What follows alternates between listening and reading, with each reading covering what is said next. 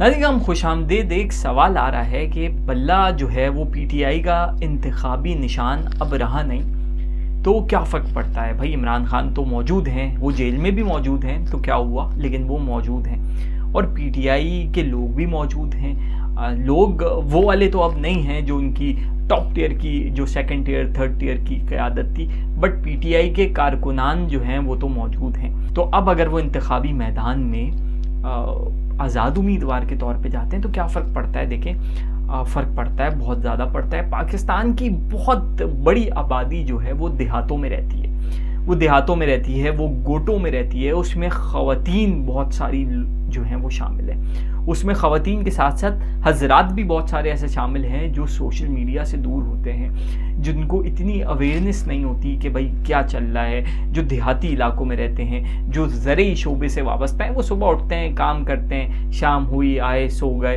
तो पॉलिटिकली इतनी ज़्यादा उनको अवेयरनेस नहीं है कि भाई क्या चल रहा है मुल्क की तारीख़ में। लेकिन अब जो है वो इंटरनेट की जो है वो अवेलेबिलिटी उन एरियाज़ में भी जा रही है, बट अभी भी बहुत सारे लोग जिनकी एज जो है वो 40-50 से ज़्यादा है, उनको स्मार्टफोन्स चलाने नहीं आते, वो इतने ज़्यादा कनेक्टेड नहीं रहते। तो उनके लिए जो है वो बल्ला एज ए सिंबल, बल्ला एज ए आइडेंटिटी, बल्ला इमरान खान की पहचान जो थी पीटीआई की, वो बहुत ज़रूरी था। अब जब बल्ला नहीं है तो इंतखाबी फहरिस्त में जब आप जाएंगे तो एक तो इतने ज़्यादा उम्मीदवार जो हैं वो बैलेट पेपर पे मौजूद होते हैं। बल्ला भी है, हॉकी भी है, लकड़ी भी है, बाल्टी भी है, लोटा भी है, न जाने क्या क्या जो है वो बैलेट पेपर पे मौजूद होता है। अब उसमें पहले तो इंतखाबी निशान ढूंढना जो है वो बड़ा मुश्किल है। तो अब फॉर एग्जांपल उस हल्के से कोई फला बंदा पीटीआई का खड़ा हुआ है और उसको कोई पेन का निशान मिसाल के तौर पे मिलता है, तो अब पहले उनको ये फाइंड आउट करना है कि भाई कौन यहाँ से खड़ा हुआ है, क्योंकि पीटीआई के 4 चेहरे थे। अब चारों में से 1 2 3 4 चारों में से ये तीसरा बंदा जो है मिसाल के तौर पे ये पीटीआई का हिमायती याफ्ता है। अब उन चारों के निशान किसी का पेंसिल होगा, किसी का पेन होगा, किसी का मार्कर होगा, मैं मिसाल दे रहा हूँ, ज़रूरी नहीं है ऐसा हो। अब उसमें से उसका निशान था पेन, तो आप देख रहे हैं कितनी ज़्यादा मुश्किलें जो हैं वो हो जाएंगी। तो इसका जो है वो डिसएडवांटेज जो है वो डेफिनेटली पाकिस्तान तहरीक-ए-इंसाफ को होगा।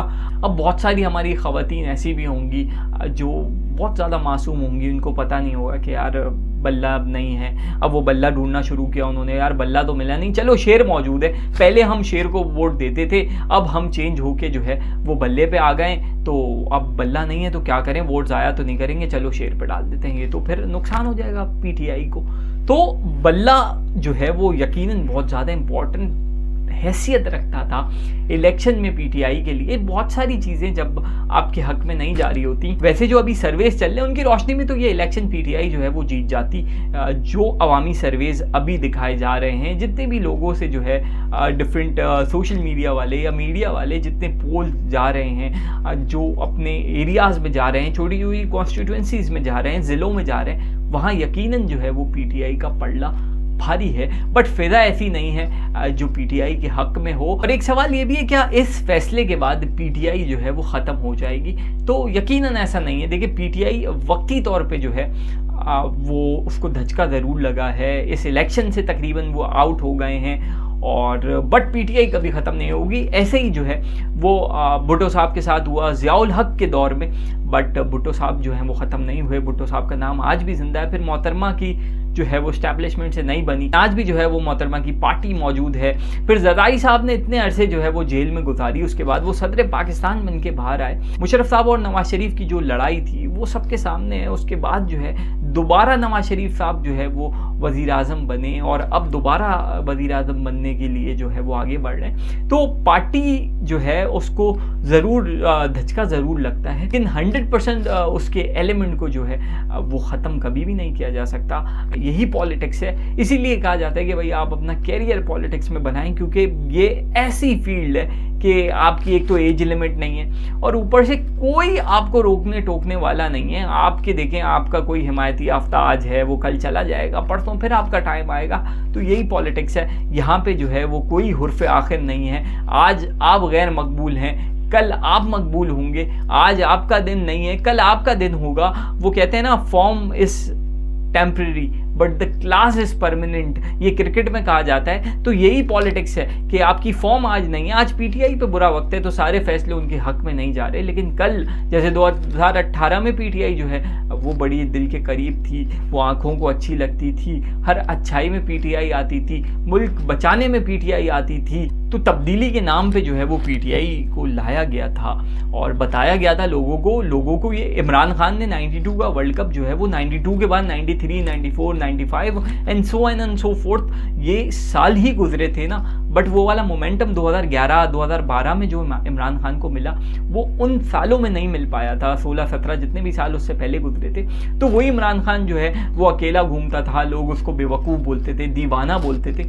लेकिन आज इमरान खान जो है वो संभाले नहीं संभल रहा, तो उसके बाद थोड़ा सा कोई उड़ाने की कोशिश करता है, उसके बाद कोई बहुत ज़्यादा उड़ जाता है तो फिर वो हाथ में नहीं आता। तो कहने का मतलब ये है कि पॉलिटिकल पार्टी कभी ख़त्म नहीं होती, लीडर कभी ख़त्म नहीं होता। बुरा वक्त ज़रूर है पीटीआई पे और ये इंतखाबी निशान उनको बहुत हद तक डैमेज करेगा।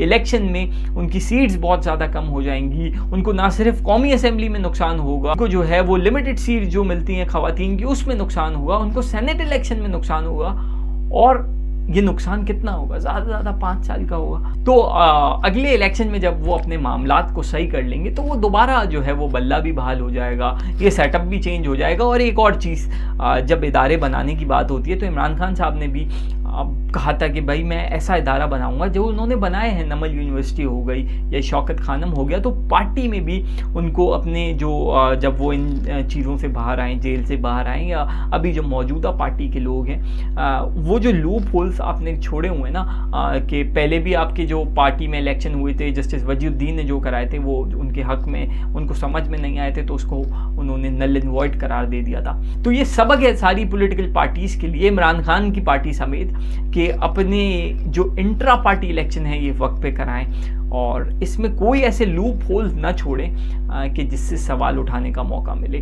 खैर ये बातें चलती रहती हैं, अगर आप पे बुरा वक्त होता है तो आपकी छोटी छोटी चीज़ें भी जो हैं वो पकड़ी जाती हैं और उसको जवाज़ बना के आपके हक में आपके ख़िलाफ़ फैसले दिए जाते हैं। वैसे जब आपके हक में चीज़ें नहीं होती तो आपके ख़िलाफ़ ही फैसले दिए जाते हैं। तो खैर पीटीआई के लिए बुरी खबर है, पीटीआई के लिए बुरी खबर है, इसको नज़रअंदाज नहीं किया जा सकता। तो ये जो फैसला है ये पीटीआई के इंतखाबी अमल पे यकीनन जो है ये एक इम्पैक्ट पैदा करेगा और इसका नुकसान जो है वो पीटीआई को फेस करना पड़ेगा।